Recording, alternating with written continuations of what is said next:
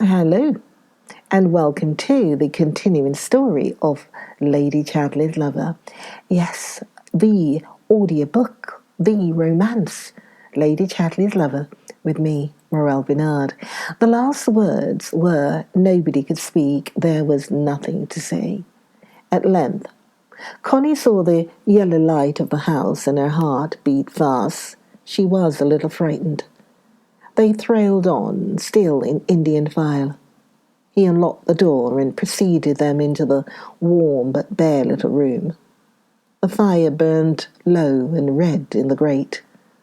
The table was set for 2 plates and 2 glasses on a proper white tablecloth for once. Hilda shook her hair and looked round the bare, cheerless room. Then she summoned her courage and looked at the man. He was moderately tall and thin, and she thought him good-looking. He kept a quiet distance of his own and seemed absolutely unwilling to speak. "Do sit down, Hilda," said Connie. "Do," he said. "Can I make you anything, or will you drink a glass of beer? It's moderately cool." "Beer," said Connie. "Beer for me, please," said Hilda, with a mock sort of shyness. He looked at her and blinked. He took a blue jug and tramped to the scullery. When he came back with the beer, his face had changed again. Connie sat down by the door and Hilda sat in his seat, with her back to the wall against the window corner. "That is his chair," said Connie softly, and Hilda rose as if it had burnt her. Sit you still. Take on chair as you mind to. None of us is the big bear," he said, with complete equanimity. Then he brought Hilda's a glass and poured her beer first from the blue jug. "As for cigarettes," he said, "I've got none, but happen you've got your own. I don't smoke myself. Shall we eat summat?" He turned direct to Connie. "Shall we eat a smite or summat, if I bring it thee? That can usually do with a bite." He spoke the vernacular with a curious calm assurance, as if he were the landlord of the inn. "What is there?" asked Connie, flushing. "Boiled ham, cheese, pickle, and walnuts, if you like." "Not much." "Yes," said Connie. "Won't you, Hilda?" Hilda looked up at him. "Why do you speak Yorkshire?" she said softly. That's not Yorkshire. That's Derby." He looked back at her with that faint, distant grin. "Derby, then. Why do you speak Derby? You spoke natural English at first." "Did? Though I cannot change if I'd make my mind. Nay, let me talk Derby if it suits me, if you're not against it." "It sounds a little affected," said Hilda. "Aye, happens so. And up at Tevershaw you sound affected." He looked again at her, with a queer, calculating distance along his cheekbone, as if to say, "Yeah, who are you?" He tramped away to the pantry for the food. The sisters sat in silence. He brought another plate and knife and fork. Then he said, "And if it's the same to you, I shall take my coat off if I like." And he took off his coat and hung it on the peg, then sat down to table in his shirt sleeves, a shirt of thin, cream-coloured flannel. "Help yourself," he said. "Help yourself. Don't wait for you." He cut the bread, then sat motionless. Hilda felt, as Connie once used to, his power of silence and distance.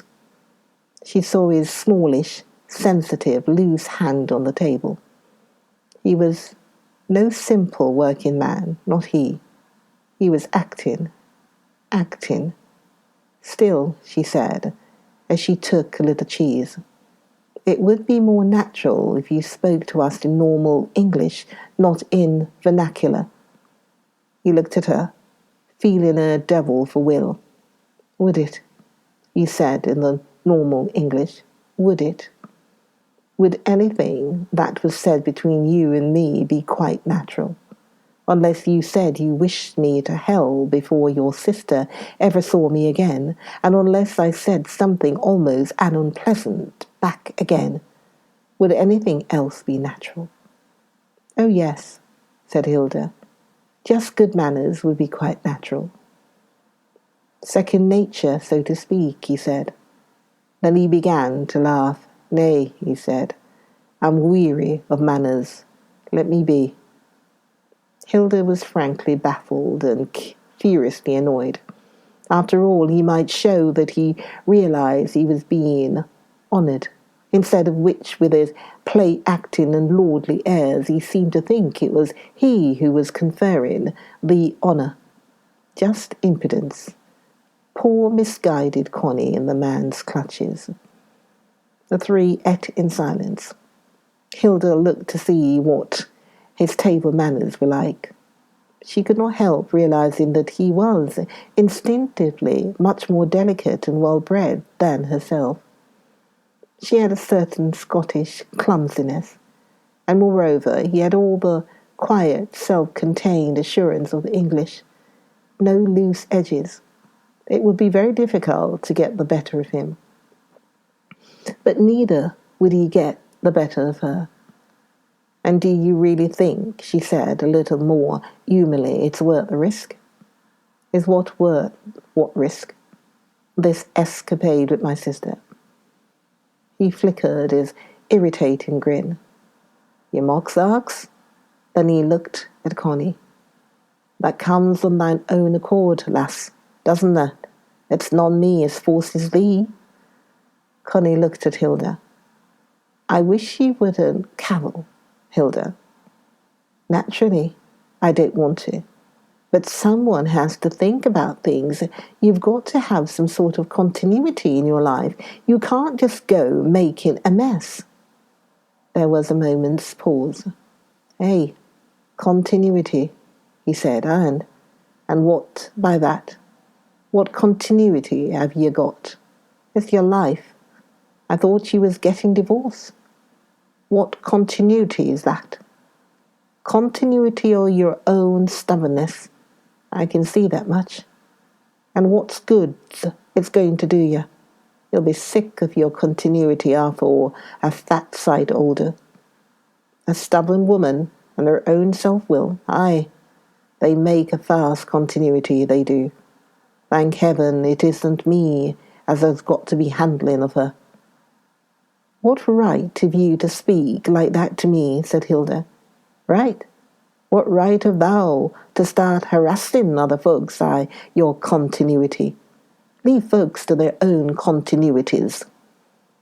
My dear man, do you think I'm concerned with you? Said Hilda softly. Aye, he said, you are, for it's a fourth put. You're more or less my sister-in-law. Still far from it, I assure you. Not to that far, I assure you.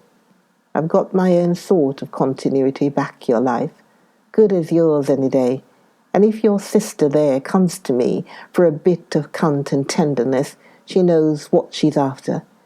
She's been in my bed afore, which you haven't, thank the Lord, with your continuity. There was a dead pause before he added, Hey, I don't wear me breeches affords, and if I get a windfall, I thank my stars. A man gets a lot of enjoyment out of that lass there, which is more than anybody gets out of the likes of you, which is a pity, for you might happen to be a good apple, instead of a handsome crab. Women like you needs proper grafting. He was looking at her with an odd flickering smile, faintly sensual and appreciative. And men like you, she said, ought to be segregated, justifying their own vulgarity and selfish lust. Aye, ma'am, it's a mercy there's a few men left like me, but you deserve what you get. to be left severely alone. Hilda had risen and gone to the door. He rose and took his coat from the peg. "I can find my way quite well alone," she said. "I doubt you can't," he replied easily. They tramped in ridiculous file down the lane again in silence. An owl still hooted. He knew he ought to shoot it. The car stood untouched, a little dewy.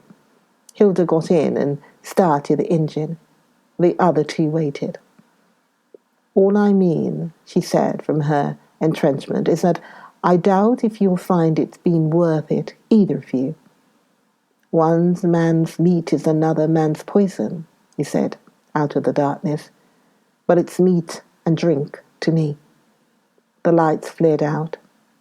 "Don't make me wait in the morning." "No, I won't. Good night." The car rose slowly onto the high road and slid swiftly away, leaving the night silent. Connie timidly took his arm and then went down the lane. He did not speak. At length she drew him to a standstill. "Kiss me," she murmured. "Nay, wait a bit. Let me simmer down," he said. That amused her. She still kept hold of his arm, and they went quickly down the lane in silence. She was so glad to be with him just now.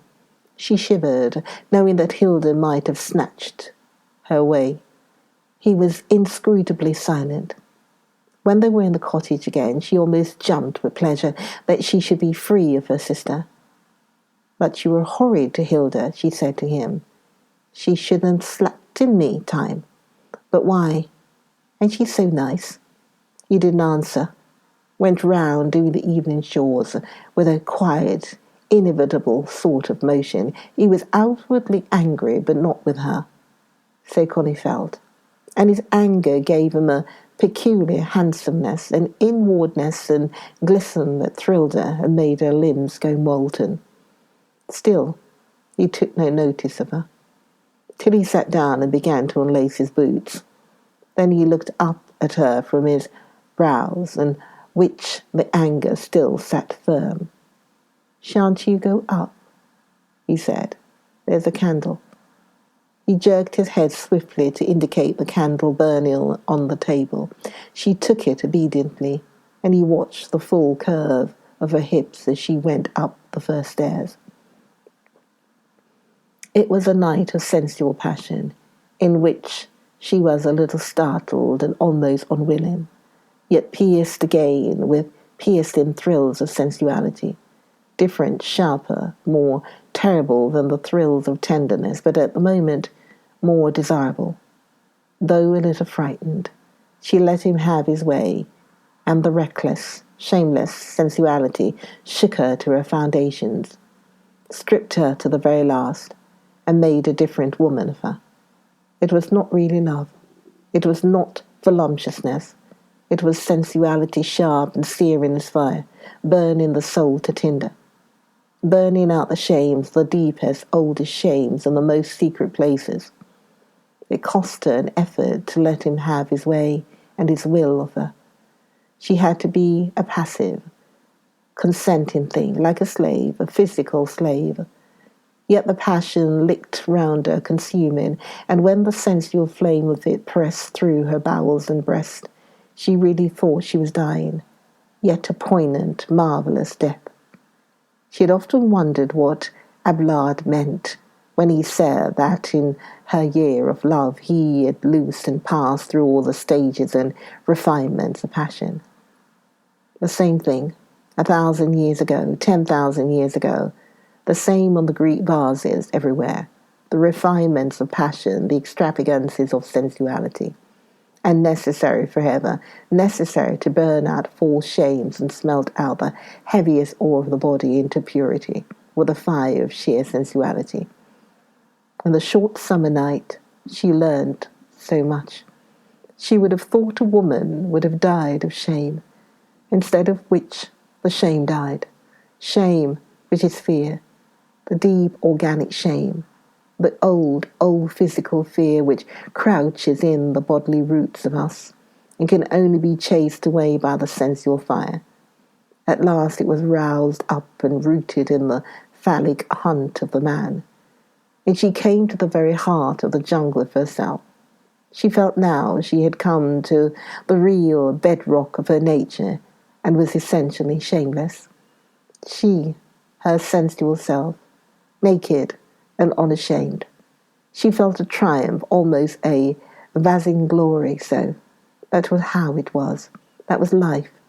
That was how oneself really was. There was nothing left to disguise or be ashamed of. She shared her ultimate nakedness with a man, another being. And what a reckless devil the man was. Really like a devil.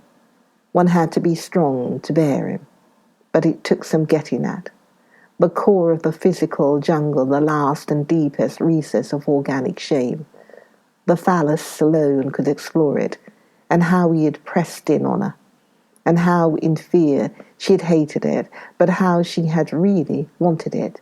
She knew now, at the bottom of her soul, fundamentally, she had needed this phallic hunting out.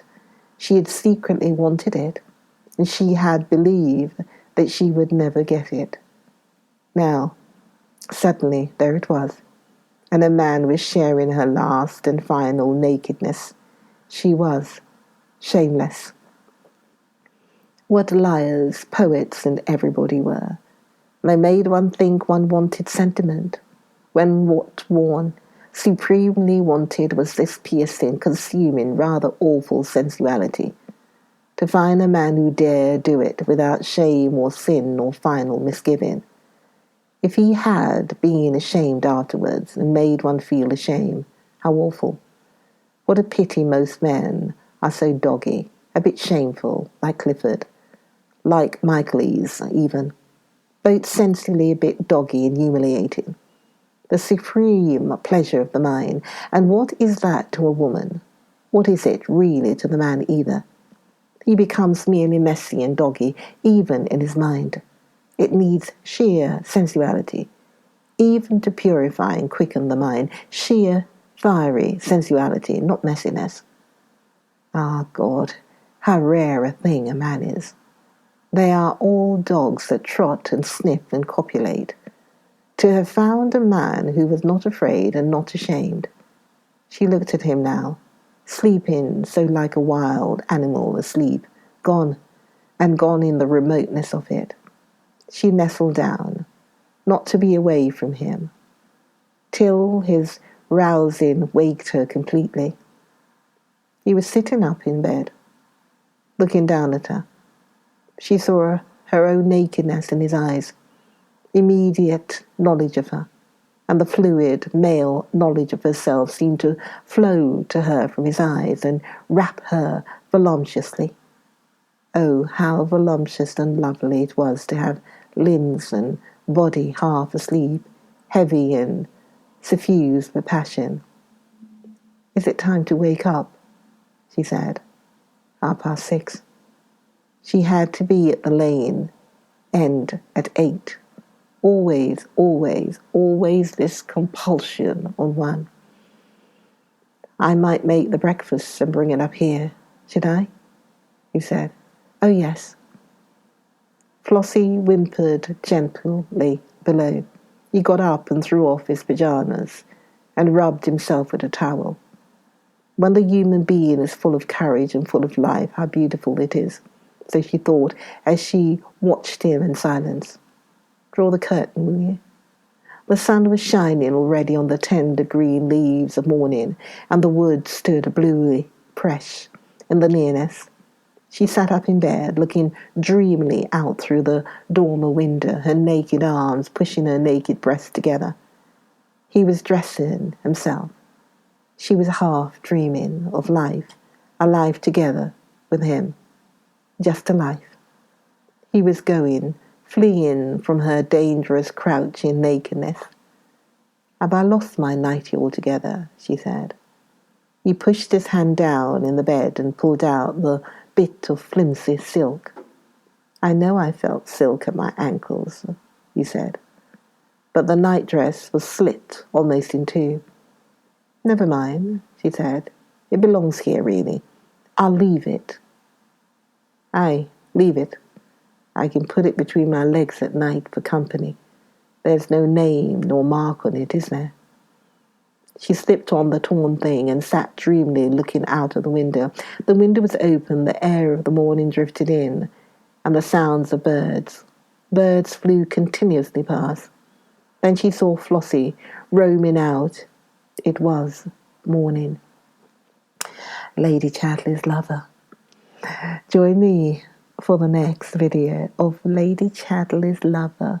Join me for the romance tale of Lady Chatterley's lover with me, Morel Benard. Join me for the next video. Join me then. See you then.